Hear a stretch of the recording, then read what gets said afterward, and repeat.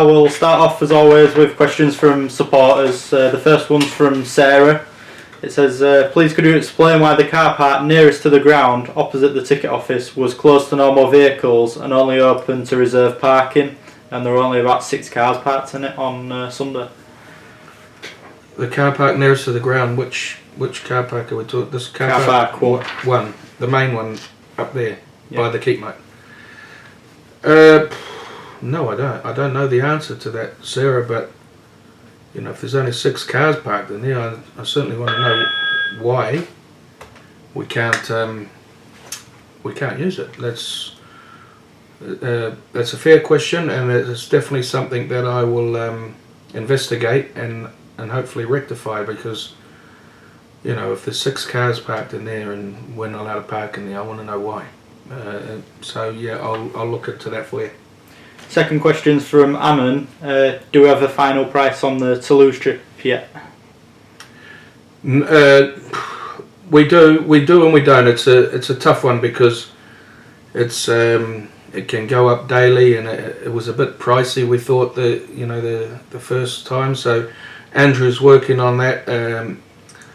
Myself, I don't think it's looking favourable, as you know, but we will put a story out this week once Andrew's really finally had a look and really spoke to the man who does all the RFL bookings, what I said the other week. But you know, the supporters have shown us that, you know, they can find it a hell of a lot cheaper elsewhere.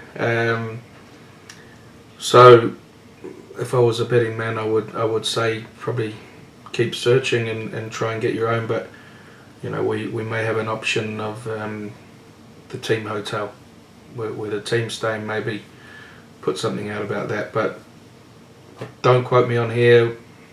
We will have a story we will have a news story coming out via yourself, Jordan, on the website very soon. And everyone who emailed in, I will send you the news story as well, and we'll take it from there. And finally, from Chris Smart, is there any update on Jason Tarley yet? Yeah, you know, I've mentioned about Jason a few times on here, and it's a process. And you know, if we looked at London, I think I mentioned the London bloke wasn't meant to be here till May, June. Well, he arrived last week. The update on Jason is, again, like I said last week, favourable, or the week before. He has his interview tomorrow. His certificate of sponsorship numbers all come through on Sunday. He has an interview tomorrow scheduled in PNG. Then that will paperwork will go to Manila, and then hopefully we'll see him soon. But you know, last time I said 4 to 6 weeks, and it's been longer than that, so I'm reluctant to do that again. What I will say is it looks like things are moving, and hopefully they move very quickly. Going back to Sunday, a really good win against the holders North Wales Crusaders. A tough first round to come through. Oh, listen, you know, I've heard little, you know, rumbles and murmurs that, you know, we need to do this and we need to do that. But I think I was the only one who came away from the game quite pleased. You know, what people have got to realise, we've got a big turnover. You know, yeah, we didn't get our defensive structures quite right, and you know, that's going to happen. We've got 20 new players at the club, but don't underestimate what we've done. We played the champions. The North Wales Crusaders are a very, very good side. They won this cup last year, and they were pretty close to the team that beat us by 40 points when we were a championship side last year. So they've been together a while. So I was very pleased. You know, make no bones about it. There's plenty of improvement, and there's plenty of work to do. You know, that's not the issue. You know, I'm sick to death of saying this and harping on about last year, and I'm been doing that a bit myself, which I've got to cut that out. But for us to get a win after what happened to us last year it was fantastic. I was happy. That North Wales side's going to have a say in this league. I'll tell you that now. They're a real good side. They're well coached. They look really good with the ball, and we won the game. So you know, I'll take that. Plenty of work for us to do, like I say, but don't underestimate what the boys done on the weekend. And you know, the players from Hull, they contributed as well. Maybe on that left edge, because we had Jordan and Yemo and them who haven't trained with the boys for a long time. You know, so a couple of gaps came out that way early doors. But listen, we won the game, and you know, I was stoked. I was relieved. It must have been a fantastic game to watch. Well, you know, during the game, I'm texting the CEO, Gavin Baldwin, and saying, you know, we're losing 22-18, but what a fantastic game. Well, he was like, I'm not interested in it. If it's a fantastic game, we need to win. We need to win. So he's as passionate as all our fans and wanting us to win and win and win. But we won the game. We got a home draw in the quarterfinals, which is all we can ask for. London Scholars be a real tough game again. But we roll on. We roll on, and you know, if we can get through that, we're one game away from a final, which, you know, would be great for us. You just touched upon there about the Hull FC players coming to play for us. The partnership at the moment seems to be working better than ever. There were 6 of our lads that went and played for Hull under-23s on the Saturday before the game.